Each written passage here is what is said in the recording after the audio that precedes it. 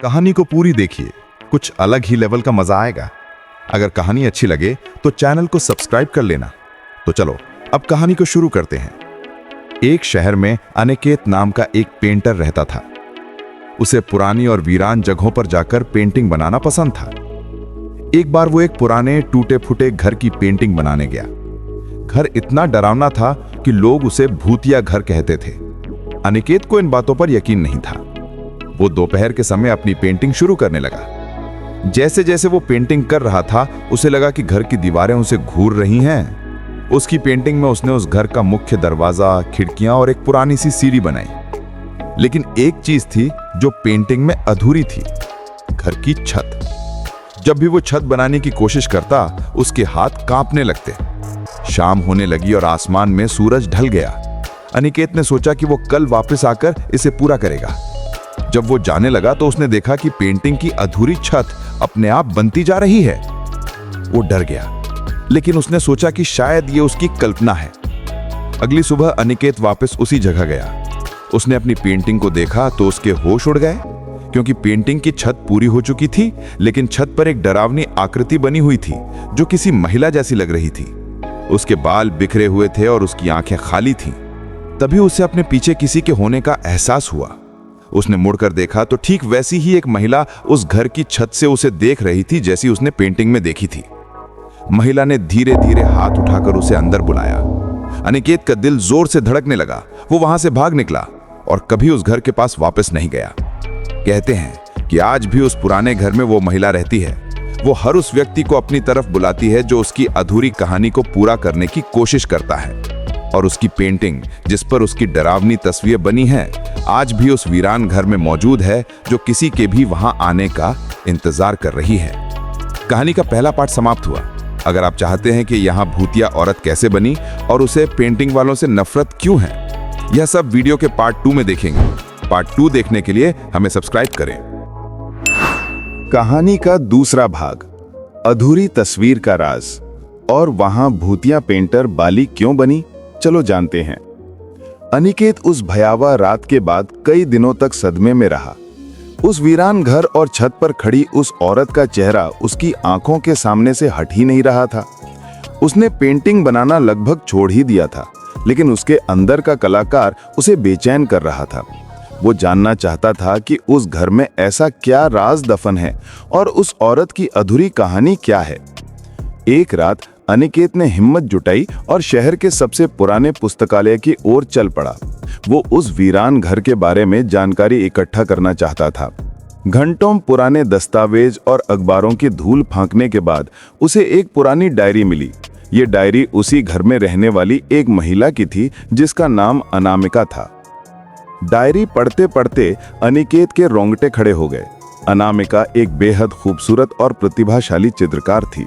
उसे अपने पति से बेइंतहा मोहब्बत थी, जो एक अमीर जमींदार था, लेकिन उसका पति उसके हुनर से जलता था। वो नहीं चाहता था कि उसकी पत्नी की कला की दुनिया में उससे ज्यादा तारीफ हो। अनामिका की सबसे बड़ी ख्वाहिश थी कि वो अपने घर की एक ऐसी पेंटिंग बनाए जो उसकी मोहब्बत की निशानी बन जाए।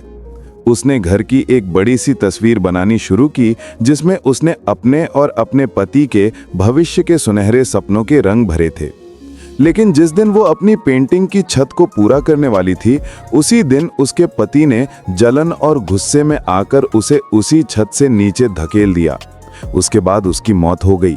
जमींदार ने पूरे शहर में ये अफवाह फैला दी कि अनामिका ने आत्महत्या कर ली है, क्योंकि वो एक अच्छी चित्रकार नहीं बन सकी। समय के साथ ये कहानी और भी भयावह होती गई और लोगों ने उसे एक चुड़ैल मान लिया जो हर कलाकार से नफरत करती है। चित्रकारों से नफरत का सच। डायरी में आगे लिखा था कि अनामिका की आत्मा उस घर में इसलिए भटक रही है क्योंकि उसकी कहानी और उसकी आखिरी पेंटिंग दोनों अधूरी रह गईं। उसे चित्रकारों से नफरत इसलिए नहीं थी कि वे कलाकार थे, बल्कि इसलिए थी क्योंकि उसे डर था कि कोई भी चित्रकार उस घर की तस्वीर को उसकी सच्ची कहानी जाने बिना पूरा कर देगा और दुनिया उसे हमेशा एक हारी हुई और पागल औरत के रूप में ही याद रखेगी। वो हर उस चित्रकार को अपनी ओर इसलिए बुलाती थी ताकि कोई उसकी अधूरी कहानी को समझ सके और उसकी पेंटिंग को उसकी सच्ची भावनाओं के साथ पूरा कर सके, न कि दुनिया द्वारा बताई गई झूठी कहानी के साथ। अनिकेत का फैसला। यह सब पढ़कर अनिकेत की आंखों में आंसू आ गए। उसे एहसास हुआ कि अनामिका डरावने नहीं बल्कि एक दुखी और अकेली आत्मा है जिसे इंसाफ चाहिए।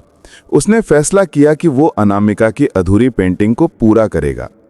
अगली सुबह अनिकेत उसी वीरान घर में वापस गया।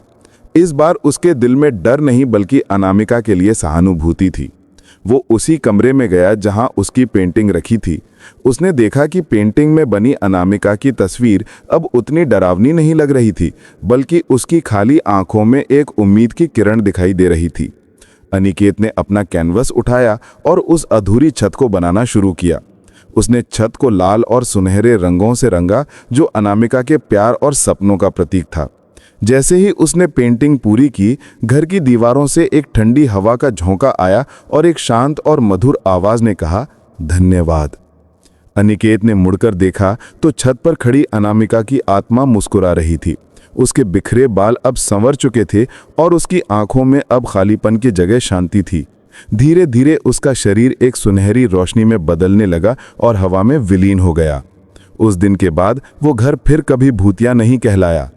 अनिकेत ने अनामिका की उस पूरी हुई पेंटिंग को दुनिया के सामने रखा और उसकी सच्ची कहानी सबको बताई। वो पेंटिंग आज भी एक मशहूर आर्ट गैलरी में मौजूद है, जो एक अधूरी कहानी के दर्द और एक कलाकार द्वारा दिए गए इंसाफ की याद दिलाती है। कहानी समाप्त हुई। अगर आपको ये कहानी पसंद आई हो तो चैनल को सब्सक्राइब करें ताकि हम आपके लिए ऐसी ही और भी दिलचस्प कहानियां लाते रहें।